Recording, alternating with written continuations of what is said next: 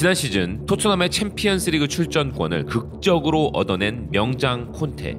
이번 시즌 야심찬 영입으로 우승을 향하는 전진을 하고자 했던 그에게 최근의 시련은 결코 원하지 않았던 장면이었을 것입니다. 첼시 감독 부임 시절 결과를 이끌어내는 전술 3백 시스템을 잉글랜드 전반에 유행시킬 정도로 큰 영향력을 끼친 그는 공인된 명장임에는 틀림없습니다만, 현재 토트넘의 이 전술이 효율적인가에 대한 의문 부호들이 등장하고 있는데요. 북런던 더비에서의 패배가 더욱 이를 부채질하고 있는 형국입니다. 이 콘테 감독의 전술에 대한 비판으로 등장하고 있는 사례에 아스날의 그라니트 자카와 함께 손흥민 선수가 등장했는데요. 더 선은 토트넘의 손흥민보다 아스날의 미드필더 그라니트 자카가 상대 페널티 에어리아에서 더 많은 터치를 했다 꼬집고 있습니다. 토트넘을 상대로 멋진 득점을 기록한 자카는 토트넘 페널티 박스 안에서 30번의 터치를 한 반면, 토트넘의 승리의 부적인 손흥민은 27번의 터치가 있었다면서 어렵게 시즌을 시작했고 골과 어시스트를 기록하기 위해 고군분투하다가 레스터 시티전에서 해트트릭을 기록했으나 이번 아스널 원정에서는 이전 몇 년 동안 아스날을 상대로 보여주었던 높은 수준에 비해 조용했다면서, 반면 자카는 이날 아스날 축구의 르네상스를 즐겼다 전하고 있는데요. 토트넘의 공격수인 손흥민 선수보다 상대팀 미드필더가 박스 진영에서 더 많은 터치를 가져갔다는 것 자체가 현재 콘테 감독의 전술과 토트넘 스쿼트 간의 부조화가 이루어지고 있음을 보여준다는 것이죠. 월드클래스 공격수와 상대팀 미드필더와의 비교라니 가당치도 않지만 라이벌전의 현실이 그랬던 것입니다. 토트넘 팬들도 커뮤니티에서 콘테 감독의 전술과 현재 토트넘의 스쿼트 간의 문제에 대해서 토론하고 있는데요. 클루셉스키의 부상 공백으로 인한 창의력 부족을 커버하기 위하여 3-5-2 전술로 변형을 언급하는 전문가들이나 현지 분위기가 있었지만, 그 또한 3명의 미드필더 역할을 해줘야 할 비수마의 컨디션 저하로 인하여 불가능했다는 현지 보도들이 나오고 있는 것을 보면 콘테 감독 입장에서는 조금 억울할 수도 있는 부분이었던 것 같기도 합니다. 그리고 클루셉스키가 이 타이트한 일정 속에서 2주간 결장을 할 것으로 예상된다는 보도가 나왔으니 콘테 감독은 아스날과의 경기에서 확인했듯이 지금과는 다른 본질적인 전술 변화를 가져갈 수밖에 없을 것 같다는 현지 평가들이 나오고 있는데요. 이렇게 팀이 좋지 않은 상태로 매우 험난한 챔피언스리그 원정을 떠나야 하는 콘테 감독, 우리 시간으로 10월 5일 수요일 새벽 4시에 벌어지는 챔피언스리그 D조 3차전에서 토트넘은 클루셉스키와 루카스 모우라뿐만 아니라 아직 경기를 뛸 준비가 되지 않았다는 도허티와 스펜스 등의 부재를 안고 가야 하는 상황인데, 토트넘 입장에서 그나마 다행인 것은 프랑크푸르트 역시 주요 선수의 부재가 발생한 것입니다. 독일 빌트지에 따르면 프랑크푸르트는 팀의 핵심 자원 중 하나인 마리오 괴체 선수의 결장이 거의 확실시되고 있는 상황이며, 이는 프랑크푸르트의 감독 올리버 글라스너가 직접 확인시켜준 부분이기도 합니다. 또한 크리스티안 야키치 선수의 부상도 전해지고 있습니다. 비록 괴체가 없는 프랑크푸르트이지만 이 경기의 승부에 대한 예측은 안타깝게도 프랑크푸르트가 좀 더 유리한 측면이 있다고 하는 주장이 있는데요. 분데스리가 공식 홈페이지는 프랑크푸르트가 토트넘을 상대로 승리할 5가지 이유로, 첫째, 올 시즌 단 7번의 경기에서 4골 3도움의 좋은 컨디션을 보이고 있는 일본 선수 카마다 다이치가 괴체의 공백을 메꿔줄 것이라는 점, 둘째, 다양한 득점자 분포로 증명되는 팀 정신, 셋째, 글라스너 감독의 매우 공격적이면서도 상대에 따라 3백과 4백을 사용하는 전술적 유연성, 넷째, 최근 아스날전 패배로 저조한 팀 컨디션을 가진 토트넘에 비해 프랑크푸르트는 마르세유와의 원정 승리를 포함한 3연승을 달리고 있고, 현재 분데스리가에서 지난 6경기 중 4승을 거두어 기세의 차이가 있다는 점, 다섯째, 프랑크푸르트의 홈경기라는 점을 들었습니다. 프랑크푸르트의 홈경기는 엄청난 홈팬들의 응원으로 유명하고, 프랑크푸르트는 95번의 홈에서 가진 유럽 대항전에서 단 12패만을 기록하고 있다고 하는데요.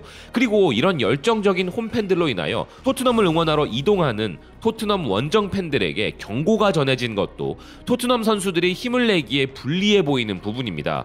풋볼 런던에 따르면 원정 응원을 떠나는 총 2,500여 명의 토트넘 팬들에게 프랑크푸르트에서 토트넘 클럽을 상징하는 유니폼을 착용하는 것에 대해 경고했으며 토트넘 서포터로 식별되는 옷을 입지 말 것을 강력히 권고했다는 것인데요. 실제 웨스트햄 팬들이 프랑크푸르트와 유로파 리그 준결승 2차전을 위해 방문하였을 때 두 구단의 팬들의 충돌로 30명 이상이 체포되고 2명의 웨스트햄 팬들은 공격을 받아 의식을 잃은 뒤 병원으로 이송되었으며 도시의 한 술집에서도 프랑크푸르트 팬들이 웨스트햄 팬들을 공격했다는 것입니다. 참고로 이 말씀을 드리는 이유는 교민분들이나 유럽을 여행하는 우리나라 분들 중에서도 손흥민 선수를 응원하고자 프랑크푸르트를 방문하시는 분들이 계실 텐데 부오나세바라는 유튜브 채널을 운영하시던 분도 그리스에서 폭행을 당했던 케이스가 실제로 있기에 설마 하는 마음으로 당당히 토트넘 유니폼을 입고 프랑크푸르트로 향하셨다가 행여나 있을 수 있는 불상사가 벌어지지 않길 바라는 마음에서 드리는 말씀입니다.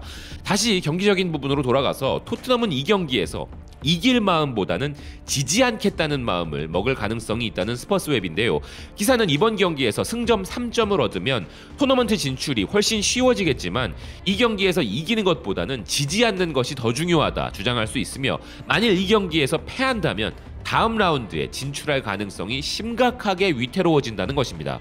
실제로 텔레그래프와 같은 매체들이 이 경기에서 토트넘의 패배 가능성을 더 높게 보고 있는 터라 이런 주장도 일리가 있다고 볼 수는 있는데 전술적으로도 케인, 손흥민, 히샬리송의 공격적인 라인업보다는 이 중 한 명이 빠지고 3명의 미드필더를 두는 3-5-2의 안정적인 전술 변화 가능성도 예측되고 있습니다. 그리고 손흥민 선수를 응원하는 우리 입장에서는 애증의 선수이기도 한 이반 페리시치에 대한 이야기를 빼놓을 수 없습니다. 이번 경기에서 페리시치 선수의 선발을 예상하는 현지 매체들도 있지만 더 하드 태클은 이번 경기에서 손흥민 선수와의 합이 페리시치보다는 좋은 라이언 세세뇽이 왼쪽 윙백에 서게 될 것이라 전망했는데요. 솔직히 기자회견장에 콘테 감독과 함께 페리시치가 등장하였기에 이런 경우 페리시치의 선발 기용이 예측될 수밖에 없는데 세세뇽의 개인적인 능력이 페리시치보다 월등해서라기보다는 세세뇽이 출장한 경기에서 손흥민 선수의 활약이 확실히 더 향상되는 것을 봐온 터라 내심 세세뇽이 왼쪽 윙백을 맡고 어이없는 퇴장으로 멘탈적으로 흔들릴 수 있는 에메르송 대신에 페리시치가 우측 윙백 선발 출장을 하는 그림을 바라는 부분이 큽니다. 그리고 이번 경기에서 반드시 손흥민 선수가 출장하여 꼭 훌륭한 모습을 보여줬으면 하는 이유는 따로 있는데요. 이 경기는 손흥민 선수에게도 역사적인 의미가 있는 경기라는 점과 손흥민 선수 이전 유럽에서 대한민국 축구의 위상을 알린 올타임 레전드 차범근 전 감독의 역사도 담겨있는 경기이기 때문입니다. 손흥민 선수의 역사에 대해서 BBC는 이 경기가 손흥민의 50번째 챔피언스리그 경기이며 54경기에 출전한 박지성 선수에 이어 50경기 출장 기록을 세우게 된다 전하고 있습니다. 박지성 선수가 새삼 대단하게 느껴지기도 하고 손흥민 선수가 그 뒤를 이어준 것이 더 대단하게 느껴지는 역사인데요. 그리고 차범근 전 감독과 관련한 역사는 바이탈 풋볼이 전하고 있습니다.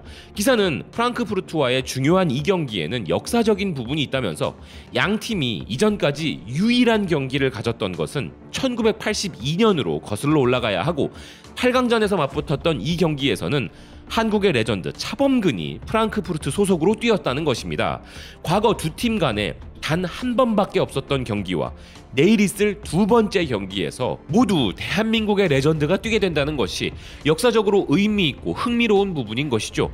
이렇게 대한민국은 물론 아시아를 상징하는 차범근 전 감독의 역사를 이어가는 손흥민 선수와 마찬가지로 김민재 선수는 남미와 유럽의 축구 아이콘들의 역사를 이어받는 또 다른 흥미로운 경기에 참여하게 되는데요.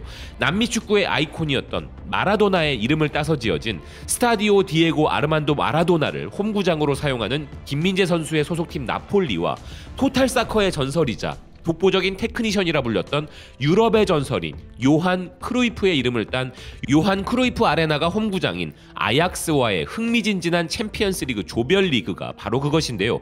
아약스 원정 경기에 앞서 김민재 선수에 대한 흥미로운 이야기들도 계속 등장하고 있습니다.